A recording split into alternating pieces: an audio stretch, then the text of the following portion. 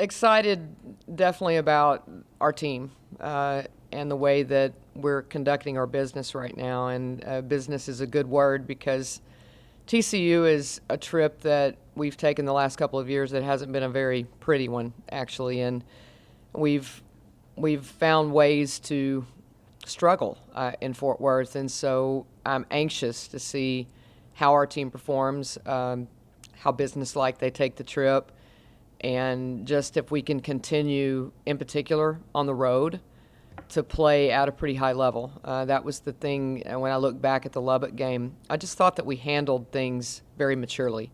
And immature is a word I've used quite a bit with this team. And the thing that I'm so proud about right now is that I feel like we are maturing. I think that our young players are getting better. All of our new ones are starting to get more comfortable with. But in the same breath, I think our older players are the ones that have matured. I think they're the ones that have sort of taken ownership in our team, and they're better leaders. They seem to keep our team pretty grounded, and I like where we're playing. But we're almost halfway through, so it's always that moment when you look at the freshmen and go, "You have 9 more after this next game," that you realize that there's a lot of games to go.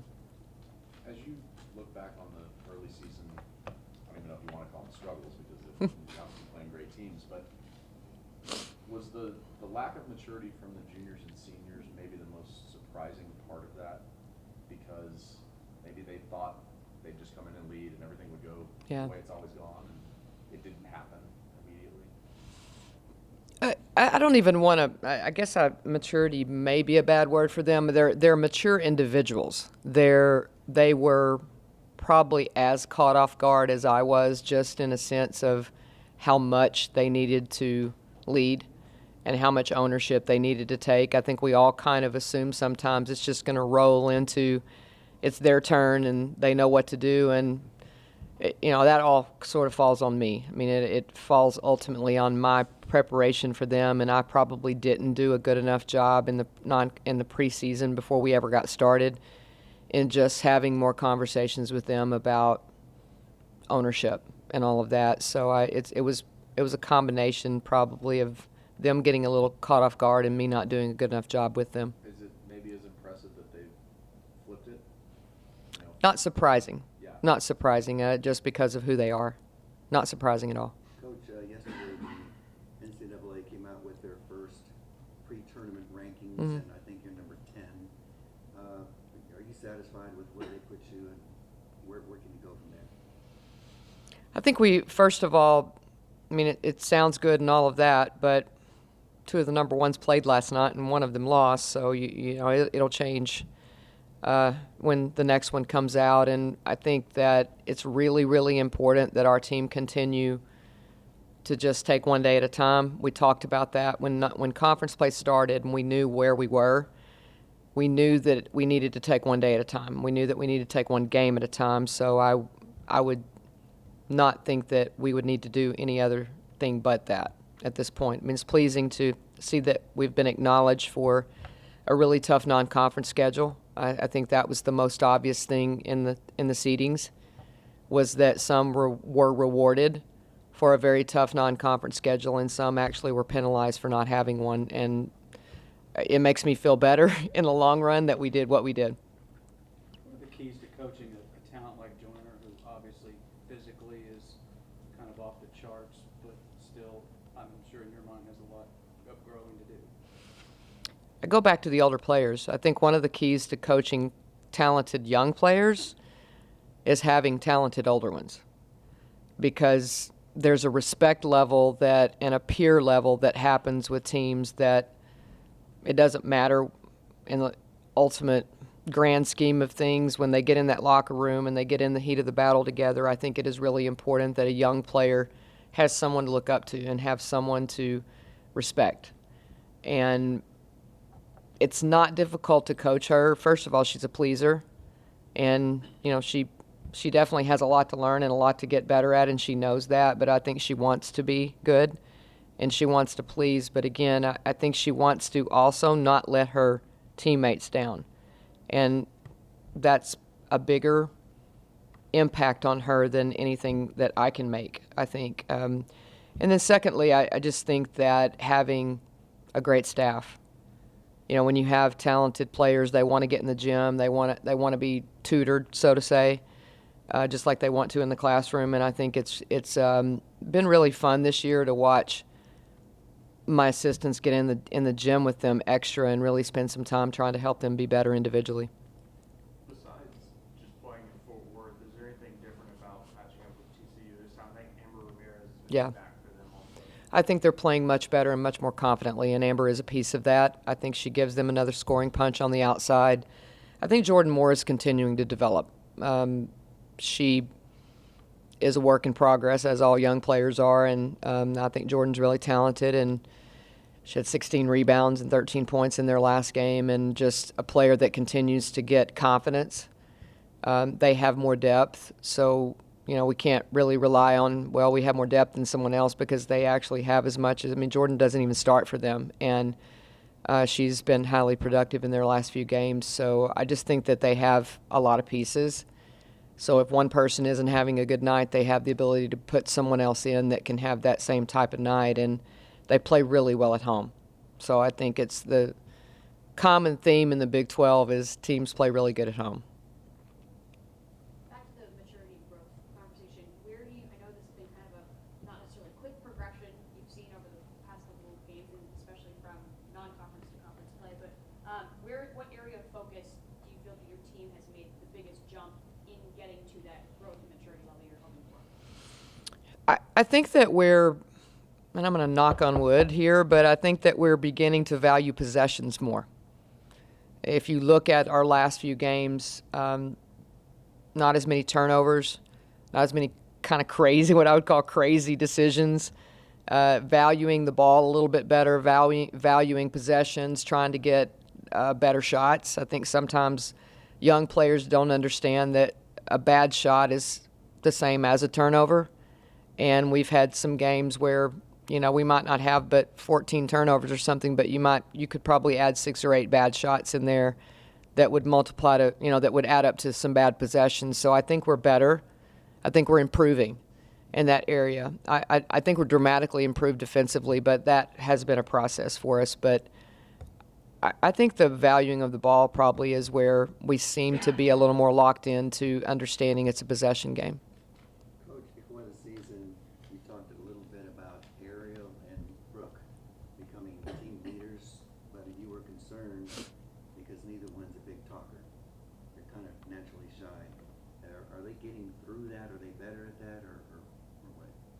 I think so. I mean, Brooke is absolutely better at opening her mouth. And again, when you talk about the young players, I think that's something that they've done a really great job with, is just kind of taking the young ones under their wings. And you might still not hear them, but you can see them pulling them to the side and trying to, what I would call, mentor them.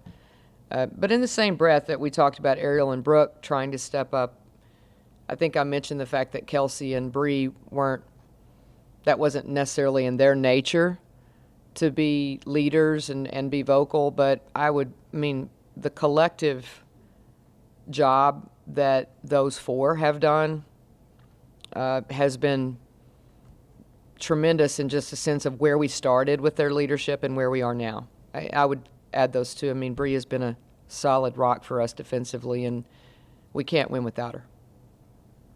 When you're going good, does that put you maybe on edge a little more because you've seen how good you can play? And I imagine every coach is worried about slippage as opposed to, you always want to get better. Do you sense that from you and your staff, that the expectations kind of go up when you're playing better? I think everybody gets a little more excited when you play better, for sure. I think the interest level goes up quite a bit, but I don't think that we have different expectations than we started with. I don't. Again, I feel like this group, because of the experiences that the older players had in the NCAA tournament the last 2 years and even the Big 12 tournament, I do think that they understand it's a one game at a time thing. I mean, again, we played really poorly, I thought, at KU.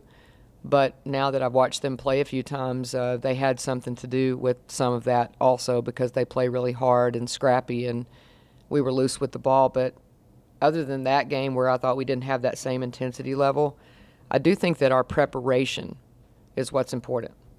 It's not necessarily what we look like in the games. It's did we prepare the way you're supposed to prepare. And I mean, there hasn't been really too many days that I would say we were just not trying to prepare. And if you can judge it by that and not judge it by what everybody's expectations are, then I think you can sleep a little easier at night. I don't sleep well when we don't prepare well, I will tell you that. Because of all that, does it make it easier not to look at the other undefeated team in the league and Yeah. think about the collision course y'all are on together? Absolutely. I mean, we can't get anything, we can't get past Fort Worth. First of all, we haven't played well up there. And it just, I mean, everybody's hungry. I mean, they're all, I say this all the time. I mean, we went to Lubbock and they're on the bubble. And, you know, people start jockeying at this point for seedings in the Big 12 tournament and talking about what came out yesterday, and all of those things will matter. I mean, we're going to play TCU on the road, and then West Virginia's going to come in here, and they're going to have that same sense of urgency that TCU has, and there's no point in looking forward to anything. Coach, you mentioned Kansas as maybe the one slip up as far as being good on the road. I think personally that you guys are a good road team. Showed it at West Virginia, Mhm. Tech, Iowa State. Is there something about this team that, you know, that likes the challenge of playing on the road? I've tried to get them to, because, I mean, your ultimate goal is to try to win a championship, and you're not going to win one if you can't win road games. I mean, that's just that simple, especially with our league the way that it is right now. I mean, we have to try to get as many as we can. You try to hold home court and see what happens. But I do think that we've talked a little bit about having a road mentality and try to make it somewhat fun in a sense of time together, and, you know, it's you, that's all you have, and those types of things. We've talked about that just to sort of get a different mentality. And, I mean, I haven't seen our preparation be different or our approach really be too much different. And, again, the Kansas trip could have well been my decision to stay on the road for 5 days. It may not have been them. That could have just been a bad move on my part. Because, for the most part, we've really prepared well.